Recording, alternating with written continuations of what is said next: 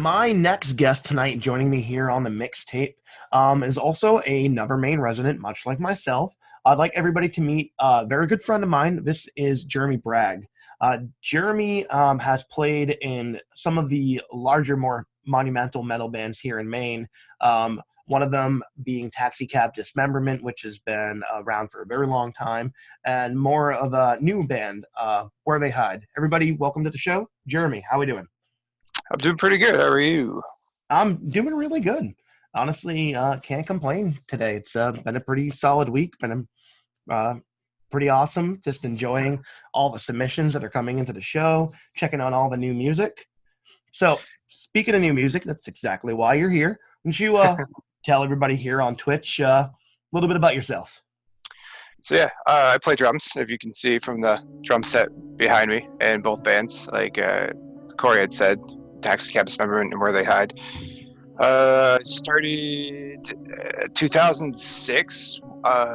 It wasn't my first instrument. My actual first instrument was bass, and then I learned all the bass. Well, by reading tabs, I learned all the bass from a System of a Down's Toxicity album, and then I became bored. And my buddy's dad had a drum set in his attic, and he was like, "Hey, I'm gonna throw this away," and I was like, "I would like to hit that," and it just one thing led to another.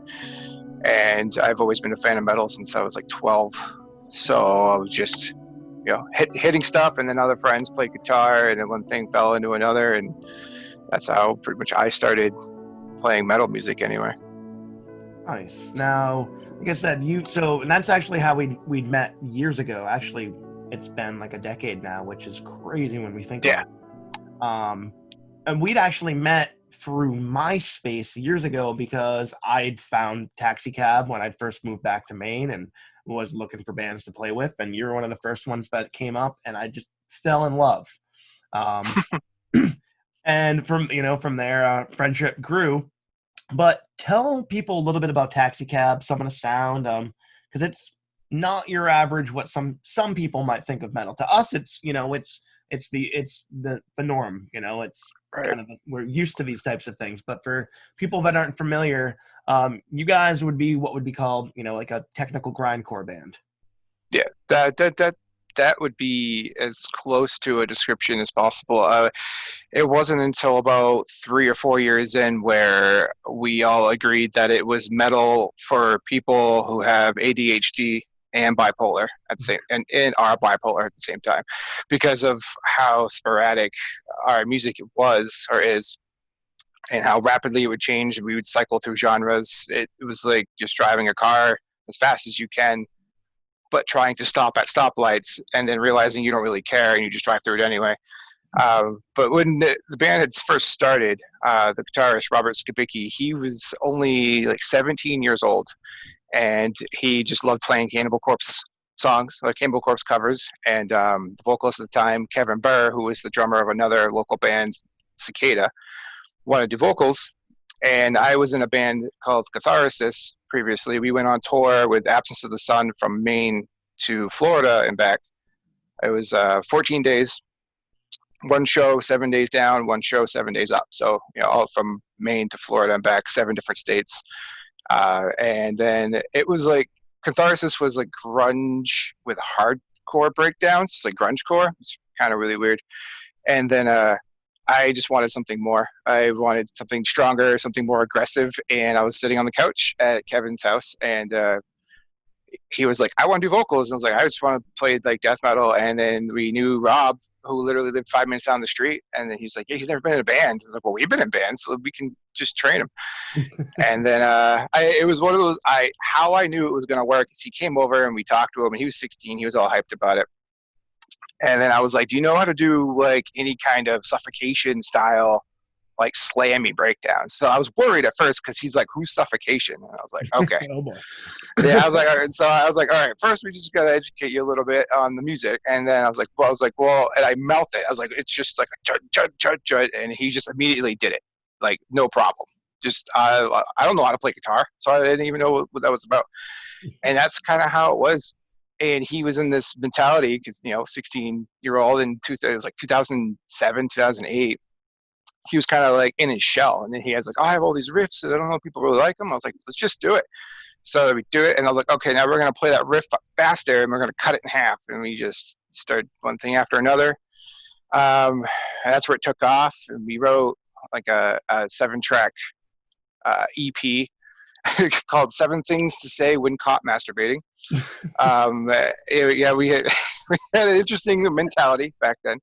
And yeah, it's we talked about there's so many other bands, but it's you gotta go for your fun goof off, your Blink 182 stage, if you will, your right, your fart and piss jokes.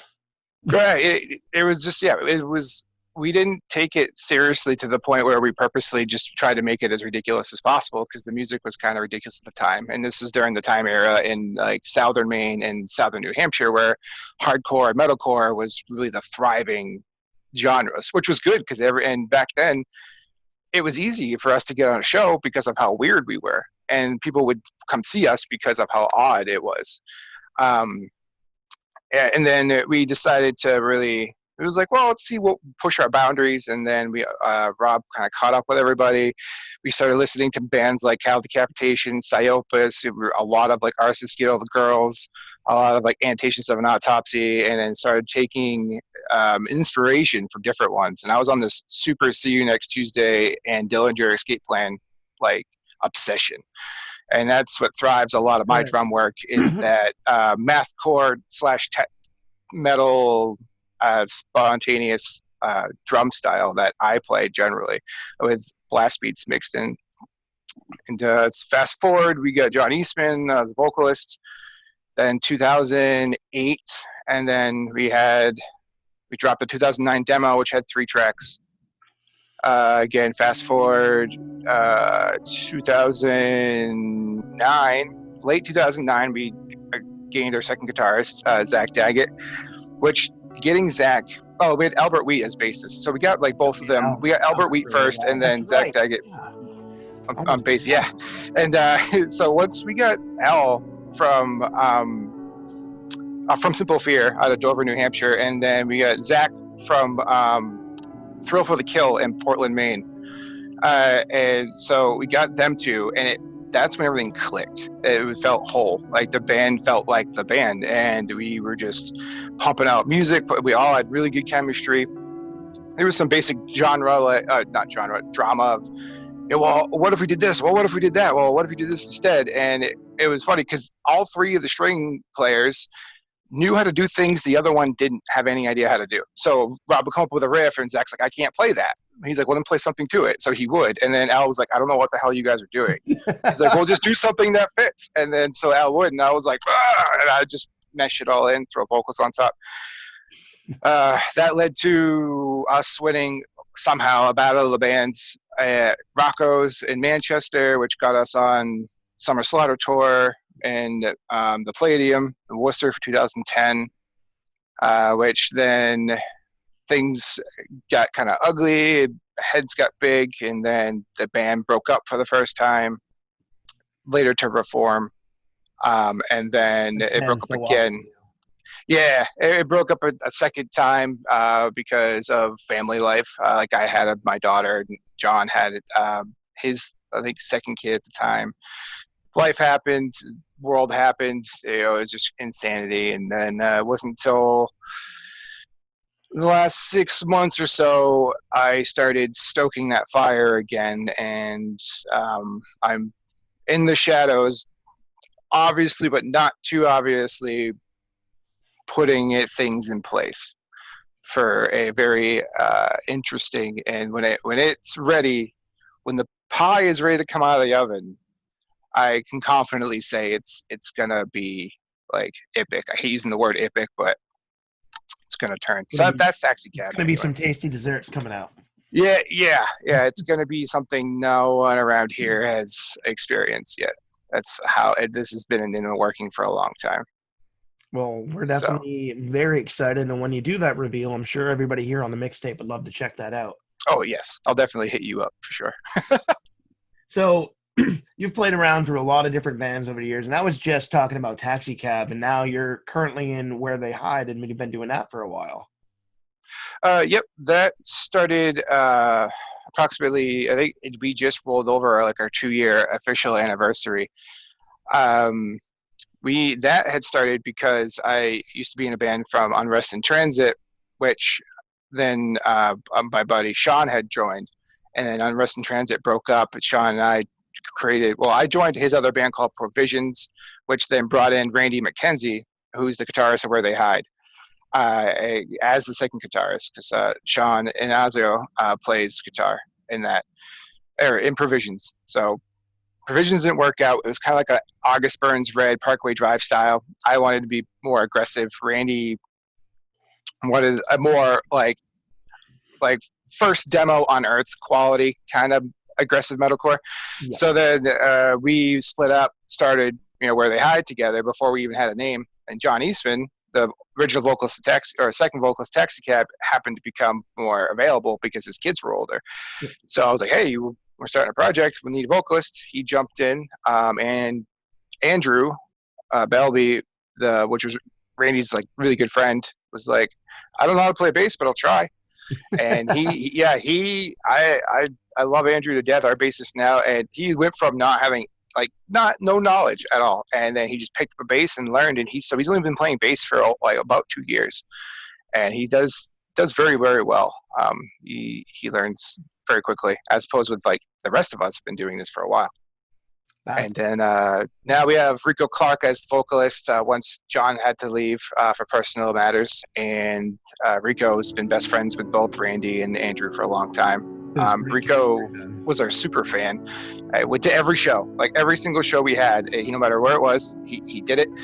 We had a show one time at Gino's in Portland, and John had hurt his shoulder at work and had to on the spot was like, guys, I can't come. Sorry. Rico, not knowing the lyrics, knowing the songs enough, we were like, hey, just so you know, we're probably gonna have a short set. We don't have John. He's like, yo, I'll do it. I'll improv. And so never did vocals in his life. Went up there, slammed out a whole 40-minute set, and then that kind of was like, man, you should become a vocalist. And luckily later down the line that worked out. So that's crazy. Literally just completely just dove in, no experience before, just an ultra fan. And so that's how you got your new vocalist. Yeah, yep, essentially. Yeah, yes and no, because what had happened was when John had left, we hit that part of we were in the middle of recording a demo, our 3-track demo. Well, the one that's out now, which is called Back to Business. And we had that out on our first show. Oh, yeah, that's right. I sent that to you. So it wasn't called, we didn't have a name. We had about 7 songs. We were going to do a 3-track demo. We were going to put it out. We had gone to the studio with John. We had all the vocals for all the songs, and John had left. So we were in this awkward moment of, do we release the demo with John on it? Do we not release it? What do we do? We didn't know what we would do. And then really Andrew was like, I could just ask Rico if he'd be interested. And then I'm always a firm believer of, you're better off asking and then find out no than not ask at all. And me, capital letters, yes, with a period, full stop, immediately. He was just in, didn't care. When's practice? When you need me to be here? What do you guys, okay, we're just going to meet up and talk. And then he sat down with a notebook. We just told him everything that's going on.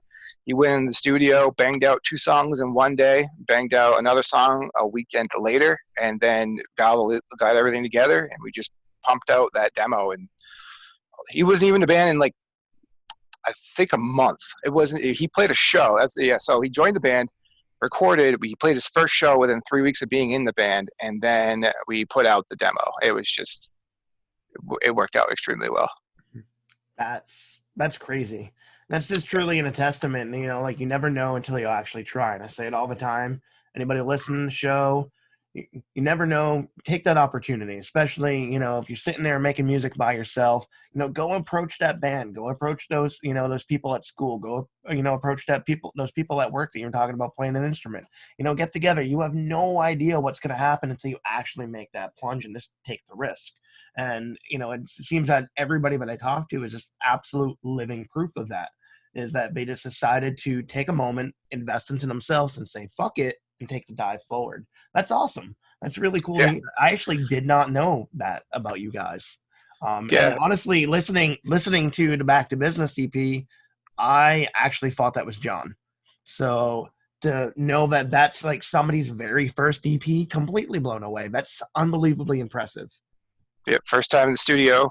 For like, and he's very open minded, very ambitious, very aggressively ambitious. Like he just wants to learn more, which is great. And you know, like you had mentioned, you don't know that about someone until you find out. And it could be something as simple as, you know, you see somebody sitting, you go to a show and then you see a guy just hanging out in the crowd and you overhear him talk about something. Maybe you're looking for a bassist and he's just chatting about, it's like, hey man, you play bass? And they're like, yeah. I was like, oh, you know, you looking for a band? And it, something that simple can just flourish. It's It's honestly that insane. easy. It really Yeah. is.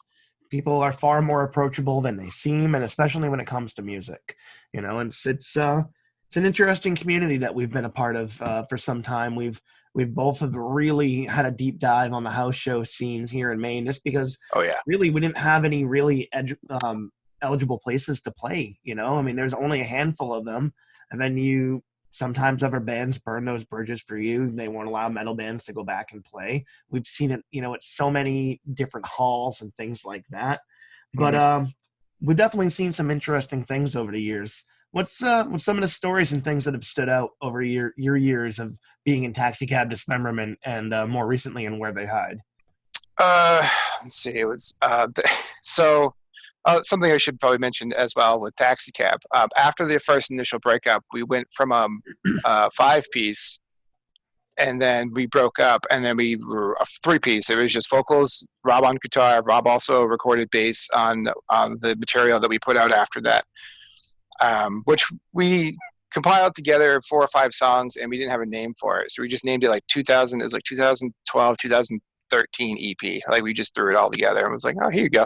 Because we just, people liked the music we were playing, and we wanted to keep them happy, and we wanted to write what we want, and we didn't care about titles. We're like, nope, we're going to put music, we're going to make it free, we're just going to give it to people. So I just wanted to mention that we were a three piece after that, and then actually, yeah, we had 3 final shows, which featured every single person that's ever played in Taxi Cab Dismemberment. And the first show of that one, I believe, I know it was Furies in Dover, which we got kicked out of, like a third song in, because things just got too crazy. Tables got flipped. That was the story I was going to tell. Tables got flipped over. People were climbing on the bar. Like people were throwing things. Let's hear that story. So yeah, so when the band decided to call it quits, we decided, well, let's do a 3-day tour: Friday, Saturday, Sunday, or Thursday, Friday, Saturday, whatever. And I believe it was a Dover Brick House I think on Thursday with the World Series, and it was the World Series final show, I believe. The World Series. Oh, me too. Yeah, and Rita and Dead Generals, which were it's all the same band, just different names. And so it was the World Series final show, and they needed a band, so we said, yeah, we'll come in, we'll come play, no problem. And then so that was like a Thursday night, metal night, and then Friday was Furies, and then Saturday was Freiburg, the hall in Freiburg, yeah, or American Legion, I believe. So Brickhouse wasn't too bad. Brickhouse, back then, it could get rowdy, and you know, long no one got hurt. As long as no glass is broken, it was all right. But we still had me. We had 2 bassists. One, Mikhail, was a very first original bassist. He was on a 5-string. We had Johnny Ringo from Sunken Ships. He was on a 6. And then we had 3 guitarists. We had Rob, Zach, and our buddy Brett, who filled in for Zach for a little bit. And then there was John on vocals, and all of us together on the Brickhouse stage, which was just insanity, especially with the music we play. It would go from crazy taps to just grind to just slam breakdowns, and that many strings in a band, it was so heavy. So the Brickhouse was good. Furies was a different story. I don't know, have you ever been to Furies, the stage there? No. And Dover? No. So it has like a long bar, and then you have a base stage where the cabs go, and then you have another kind of higher stage for whatever. And then there's the drum riser, which I hated, way, way high up in the back. And I didn't like it. And I was like, whatever, I'm just gonna pretty much. Like I could see over everybody, and you know, way up there, and it sucked. Well, good thing you couldn't smoke in there. And to kind of branch off, and the reason why for that is when I played in Raleigh, North Carolina, you could smoke in a bar, and the same situation was set up, and I literally couldn't see anything because it was just cigarette smoke all in my face. The only other thing I can think of is it was just John, Rob, and I, and we played in Alton, I believe, at a skating rink, Like and a roller rink? yeah, it was a rollerblade. It was weird, and it was hilarious because all the bands we played with had like 5 or 6 members, and so they took up this whole stage, and they had it all set up normally. And then they're like, we were co-headlining, so we went up, and then Rob's just like, hey, can I borrow someone's cab? And they're like, yeah. And he's like, all right. And so we pushed everything up to the back of the stage, and then brought the two cabs, one Rob's borrowing and his, brought him right to the front, and we put my drum set smack in the edge of the stage. Of course, everyone's like, what the hell are these guys doing? And then at the same time, they're looking at us like there's only 3 of them. The entire time we're playing, John and Rob are like running behind me, the full length, running back and forth and just doing their thing, and then or trying to pull people onto the stage and try to get everybody in behind us. And a piece of advice that I can give to anybody who is looking for anything to kind of amp up your live presence, you don't aim to be original. Anything that may be considered an idea that's different, even if it's like stack your cabs high or turn them sideways and stand on it, or do something, turn your drummer a little bit, like that little stuff makes everyone go, what's going on? And then you are their focus. And something like that, like the band The Network, regardless of them being insane musicians, really fantastic musicians, the guitarist would cartwheel off his cab into the drummer at the end of every set, and that was like their thing. And stuff like that. But he also had like triggers to his kick to set the work lights on each side, and they'd kill every light in the venue or the house or wherever they were playing, and all it was just those flashing work lights back and forth, dude. I will never forget the time that we'd gotten to play with them in New Hampshire, in Rodney's living room, like of all places, like The Network in the middle of New Hampshire in a fucking living room.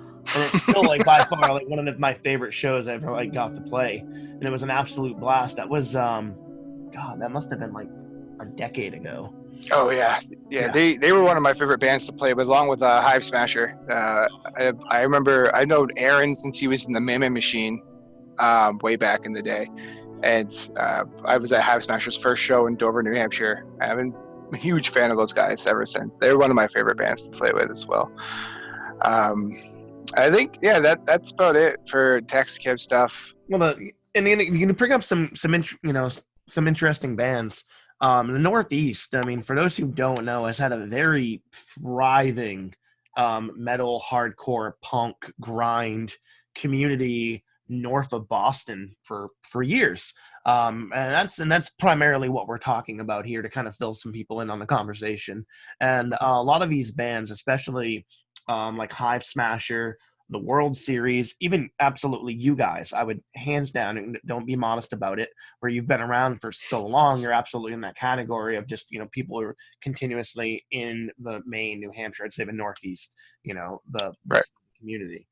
And it's been an interesting one, and we've seen some phenomenal bands come out of it. We've seen some great bands make it.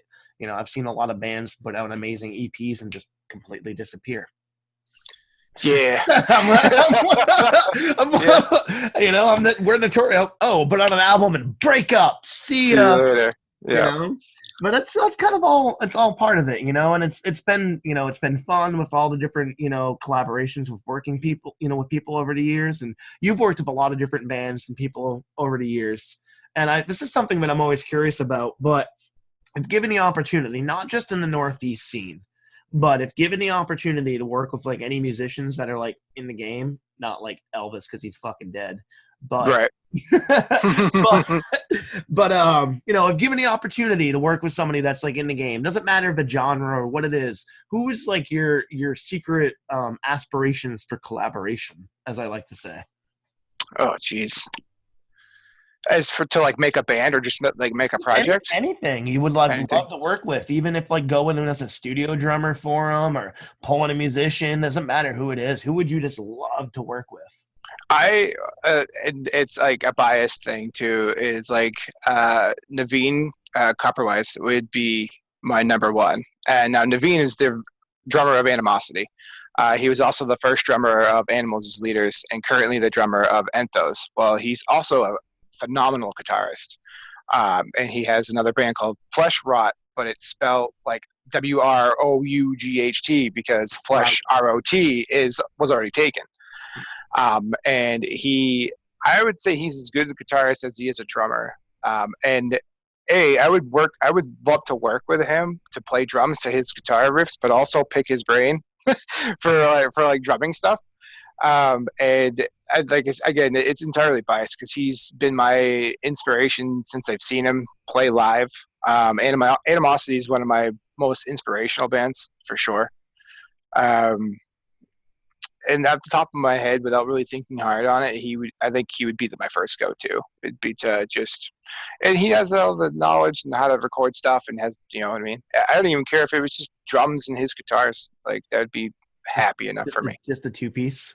Oh yeah, definitely. That's what Flesh. Oh no, well, Flesh Rot started as he he wrote the drums, played the drums, recorded the drums, and wrote the guitar, and then Johnny from Job for a Cowboy, that's his name. He came and did vocals for the Flesh Rot album, and which is phenomenal, in my opinion. It's really good. But yeah, I would be just happy with that. But I mean, I'm open to playing with anybody with anything, and that's a double-sided sword. I've learned, especially the last like 3 months, because I have so many little side projects going on top of. I feel bad for being like, man, I would love to jam with you, but I like so much time, so much, not Yeah, it's enough not a time matter of anymore. prioritizing one over the other. It's just there's not enough time. You Yeah, know, even now, even with the world being in a like a stagnant, weird, limbo. limbo of fog, it's still like I don't have enough time in a day to do everything I want. If I slept like 3 hours a night for about 3 weeks, I can get it all done. See, that's But where I'm at. I'm at about 5 hours a night, yeah, and but that's norm. I just not much of a sleeper. same. Yeah, Why my we're up, combined why we're up ADHD is late good for that. listening to music here on the mixtape for those who are listening to us right now, hanging out late. Um, for those of us that can't sleep. Right. And you know, it's good right now to stay busy. It's good to have something. It's good to have an end goal, and it's better to have your hands a little bit too full than a little too empty right now. Hmm. And like like I was saying before, it's it's necessary. You got to have a voice. Everybody needs to find an outlet right now, and especially if you're where we are here in the northern United States. We are, and then I'm further north than you. Yeah.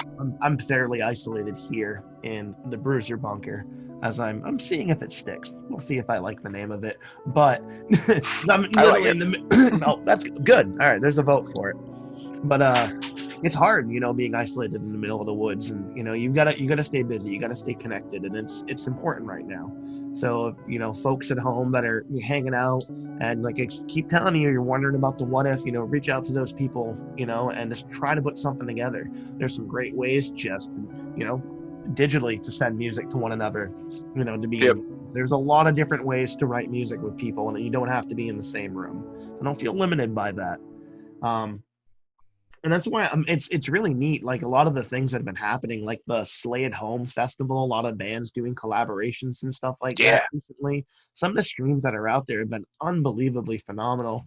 I got my brothers and sisters down at Deer Den Radio just putting on an awesome show, bringing in a bunch of different artists doing stuff with virtual dance rooms and stuff with people in mocap suits. Oh wow, Oh yeah, dude, it's that's fantastic. insane just seeing where things are heading, and it all just starts with a single step in the right direction, just taking a risk.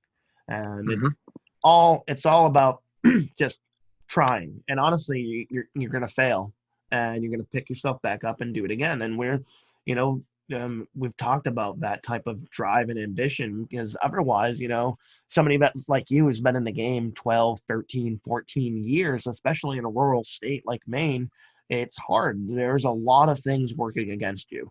It's not as easy as being like in a major metropolitan, like being in New York or Boston, or even say like Chicago, or Austin or Los Angeles, or even London or Sydney, some of the bigger places in the world.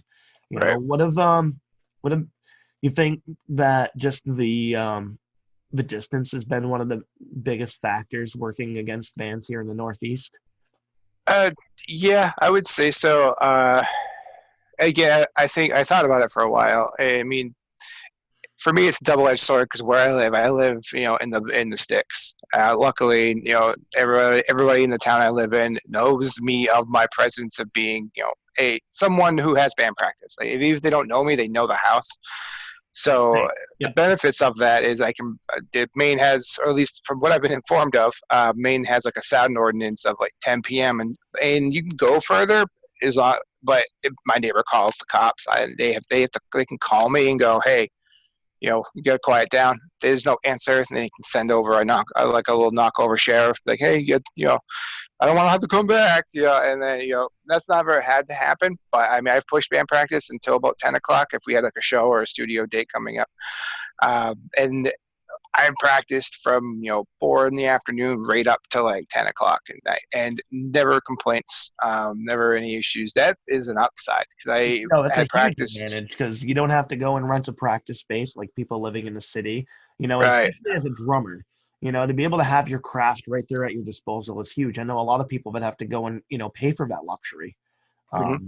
just to be able to So play their kit. So there's definitely some advantages to that because you're able to right. work on your craft near practically 24/7 in theory.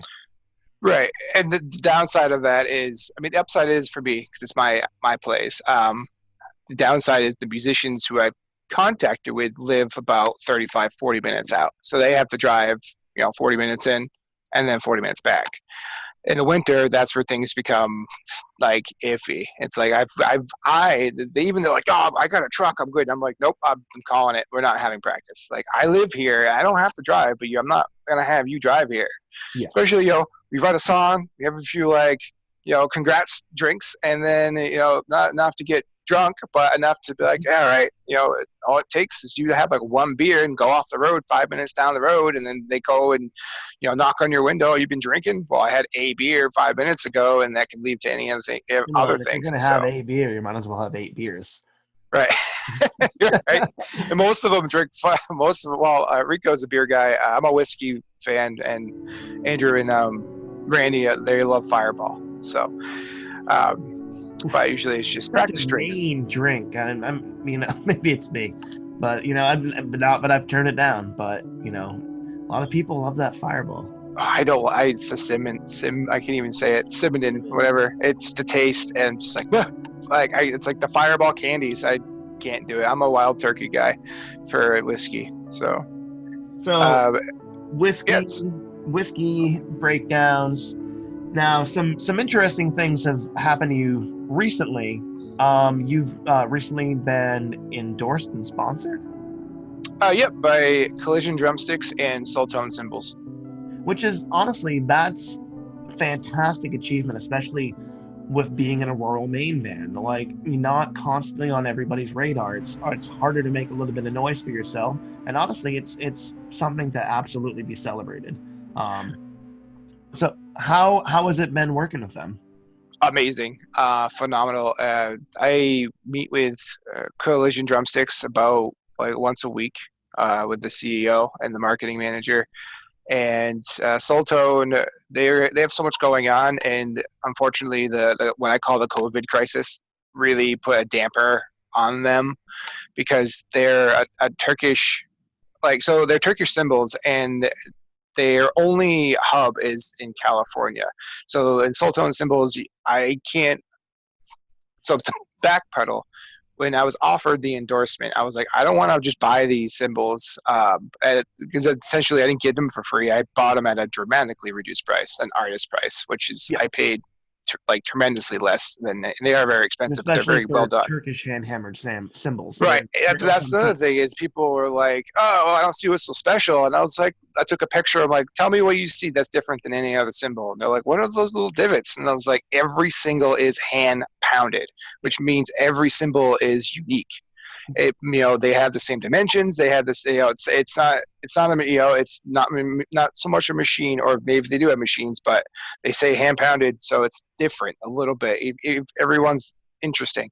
It's going to have its own little They're tone, its own little resonance, and then it's going to have its own unique character, honestly. right. Maybe maybe if the hand pounded, maybe that guy was pissed off one day and ends up hitting it just a little bit harder. So someone's gonna get that symbol that's a little bit different. And then so I couldn't try them out. I looked everywhere. The closest one was a Guitar Center in like Florida, and they wouldn't even ship it to me. They wouldn't even ship it to the closest Guitar Center for me to buy and try. And even then, buying it buying it used cost more than what I had paid for the symbol anyway through the artist reduction rate. So it was one of those things like I don't know, I don't know, but I talked to a couple guys that I know had used them, like Sam, who was in the Summoned, Yep. another phenomenal New England band. Another just powerhouse band. And hopefully you guys are tallying up all these bands that we're talking about, because there's some unbelievable unsung heroes of the Northeast.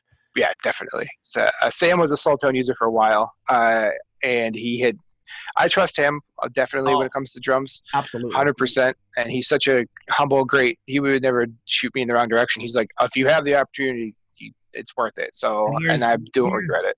25 educated reasons why you should do it. Exactly. Yeah. Just unbelievable resource on that. Like the Summon was always so good to us, and just any sort of extra information that we needed when we were getting started. Crazy education. Like there's so much knowledge in that band. It's insane. All of those guys are just masters of their crafts. Absolutely. And they put so much thought into it, and just the work and dedication. And like you said, they really just they've earned their spot just as an absolute just powerhouse in the Northeast. And I'll always love the Summoned. Oh, same. Now, so Ben, things have been obviously a little slow, but obviously still working on some new music with different projects, as you said. Yep. Kind of talked a little bit about some of your early starts, but I'm always kind of curious when you first started getting into things, when you first started getting into drums, who were you listening to that was really like your first big inspiration? Like, dude, like these guys are killer. I fucking love what they're doing. You mentioned, like previous, like Dillinger Escape Plan and See You Next Tuesday, but back in the day, who was really your driving force that really motivated you? I'd say the very, very first band that really got me into metal was Slipknot, and ironically, it was my father that had showed me them, and it was their Mate, Feed, Kill, Repeat album, which he had, and he gave it to me, and he had bought it and didn't like it, and was like, "Oh yeah, here you go," and I was like, "Oh yeah, I'm all about this," and I was like, I wanted more, and then I got really into Fear Factory for some reason. I don't even know why. The Demanufacture album, I was like, oh my god, this is amazing. The drum work on it was on that album is unbelievable. Yes. If you guys haven't heard that album, definitely take a ride about 22 years into the past. I think that album was like 97, maybe 96. Mid-90s. Yeah, definitely mid-90s. Which was ahead of its time. When they went out with White Zombie for their farewell tour, and that was like 96, 97. It was actually one of my very first early concerts, was seeing Fear Factory and White Zombie. Yeah, awesome. I haven't been able to see them live, unfortunately. Ages ago. So that led to... That just kind of led to, and then like I picked up like Nile, and then I just one thing after another. I was just kind of like dipping my fingers into it, and then it was to really what locked me in was animosity for music, and I was like, man, this is amazing. Like I love this music. I love it. So like this is I want to listen to their Animal album religiously, like all the time, all the time, all the time. And it was when I had seen See You Next Tuesday live for the first time, and at Rocco's in Manchester. But that's seeing their presence and me uncontrollably, and I still regret it. I still feel bad because I know I hurt people, and like I just lost it, especially when like Chris like took freaking electrical taped the microphone to the side of his head and just ran in, and I just lost it, and I was just like, oh my god. And that I have a I Heart Cunt shirt. It's white, and I wore it notoriously many shows. He handed me that because I didn't have any money, because I spent it all on a bunch of water, which I poured over myself outside. And I was like, I know I had to have hurt people. I just lost control. But then just reflecting on that, I was like, this is the kind of band I want for energy, which then led to me seeing Dillinger. And I was like, this is the kind of music I want. I want this energy. I want this music. I want this energy, but I want the intricate structure of Animosity. So I was collecting the Infinity Stones per se, and to get everything together, and that's what I wanted forever. It was always the back of my mind. I never spoke it out vocally. I was never, you know what, I want to do it. Until that day, I sat on the couch with my buddy Kevin, was like, you know what, I've always wanted to do this. Let's just do it. And that led to Taxi Cab. Like literally just saying it out loud to my buddy. Had I not said it, I'm confident that it may never happen. May not have ever happened. Which wouldn't lead to this. We wouldn't know each other. And which is crazy. And literally, and that's the thing, is like, oh, you were a band that I found on MySpace 12 years ago. And my band was like, oh, these bands are from Maine, and I really like them. And they're the only thing that kind of matches what we're doing, because I don't want to discourage any bands, but we're not like the mainstream metal bands in Maine. I'll say that. Right. We're not what would be confined as radio metal at all. If we got played on the radio, it's by accident. or at 12:30 in the morning. Or 12:30 in the morning. Yeah. Or on some random Twitch channel here in the middle of the night on a Wednesday. Right. Exactly. Before we part ways, it's been some interesting times that we're all in. Do you have any final thoughts here, or any messages before we part ways to the world out there? I would say, regardless of how scary the world looks on the internet and the news and everything that is coming at you at all angles. I mean, I know it. I experience it. Turn on Facebook. Go on Facebook. You go on Twitter. You turn on the news. Turn on the radio. It's just, there's so much negativity. My advice is just remember that you are still a person, still in a space, and you're breathing. And just because the world around you think is crumbling doesn't mean you can find a way to be productive and make yourself feel better in that day. Like one day at a time is the only thing we can really do now to progress forward and continue on moving instead of just staying stagnant. Unfortunately, I know a handful of people who have taken this in the wrong direction, and just like, everything sucks, I don't want to do anything, there's couch potatoes, and just go, what's the new Netflix I can binge through, what's the new Hulu, spending all their money on Amazon. Just churning hate, just sitting there and just poking and trolling, and it's not the time for that. It's not the time for smart ass remarks. It's the time for connectivity and unity and equality. And hating yourself turns into hating yourself, and it's just a cycle. Or just even hating the situation, like, I hate the world I'm living, I'm not even gonna bother, I hate that I feel this way, but you feel that way because you don't do anything. And this can lead to something as simple as like me or anyone. You want to learn how to play bass, you want to play guitar, you want to learn how to do vocals, literally you can Google and free programs. Go to YouTube, how do I do vocals? And there's endless resources, and it literally is that easy. There are free programs out there that will give you enough to start with, and like get a microphone. Who cares if the quality shit and sounds bad? You're gonna sound bad anyway when you start.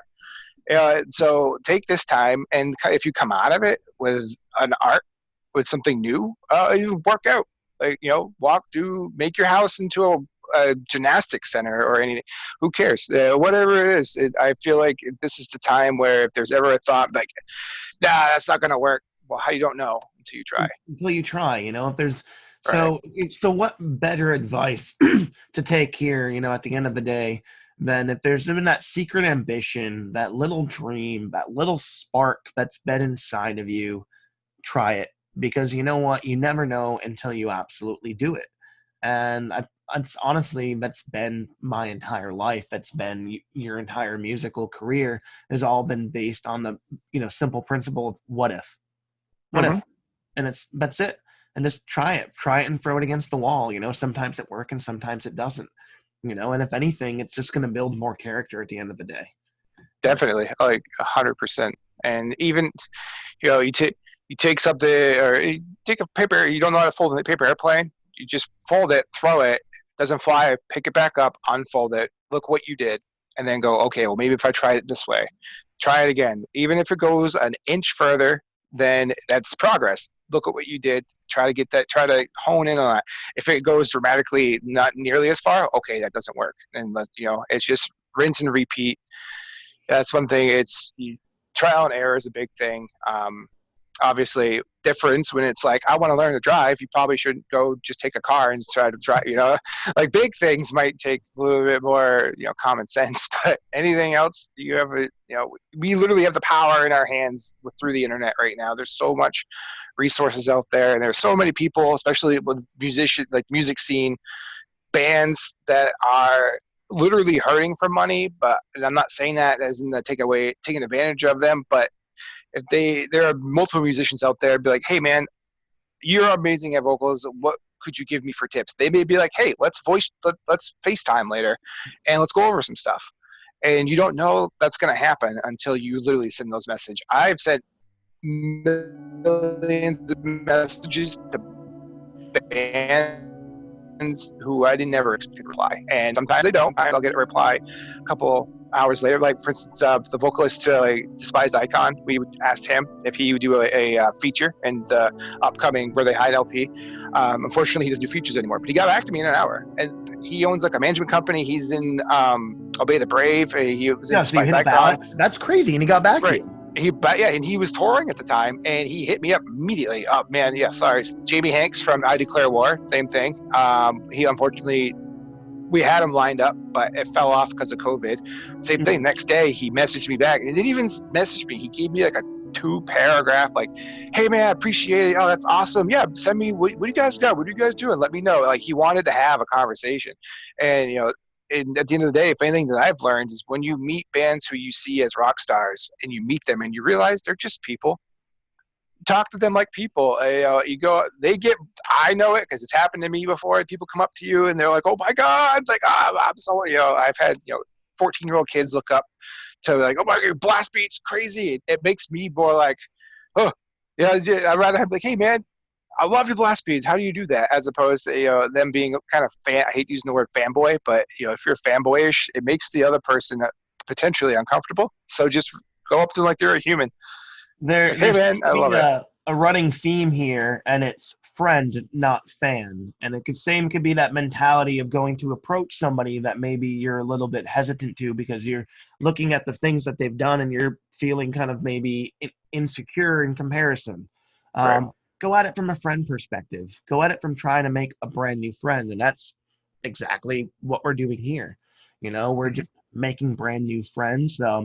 From all across the world, and there's people just like yourself that have a story to tell, and I think it's important. I think it should be heard. That ambition, that drive, it's something that every single person all around the world can relate to, and I think it's great what you've done and achieved, and it's only just the beginning. Yeah.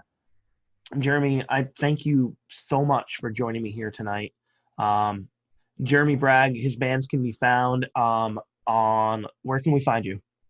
Facebook, just simple. We're the only band called Taxi Cab Dismemberment, so that's super easy to find. You can now Google it. I don't know how it works with analytics online, but you can Google Taxi Cab Dismemberment, and the first hits will come up with the Bandcamp. With I think Reverb Nation's still on there. Bandcamp has all the music. We're on Facebook. If you do that to Where They Hide, the quest for World of Warcraft will come up first. Didn't know that was a thing until I did the search. And it has nothing to do with the band at all. So that was hilarious. And I've had people tell me, I tried to Google your band. I just got this World of Warcraft thing. I don't know. And I opened it up, a bunch of crazy. I was like, yeah, no, that's not relevant. But So, you can search it on Facebook, YouTube's, and just type in Taxi Cab Dismemberment on YouTube. It's on there. Where They Hide on YouTube. Pretty much anything and everything. perfect. So again, thank you for joining me. We're very excited to see what you have in store that you've been working on here, as we're all kind of dealing with the pandemic the best way that we can. My guest tonight has been Jeremy Bragg from Where They Hide and Taxi Cab Dismemberment. Jeremy, thank you so much for joining us. Thank you, man. I so appreciate it. I love it. Thank you. Thank you so much. And it was great seeing you and great catching up. It's been a while. Yeah, likewise. Hopefully we do it again in person soon. Yes, I would like that. Maybe next time when the band's doing things, I can come down and we can talk to all of you. Oh, hopefully. Well, thank you so much. We're going to be heading back over to the show. We got some great music videos coming up. Be sure to stay posted. Thank you for watching Punky's MixTape.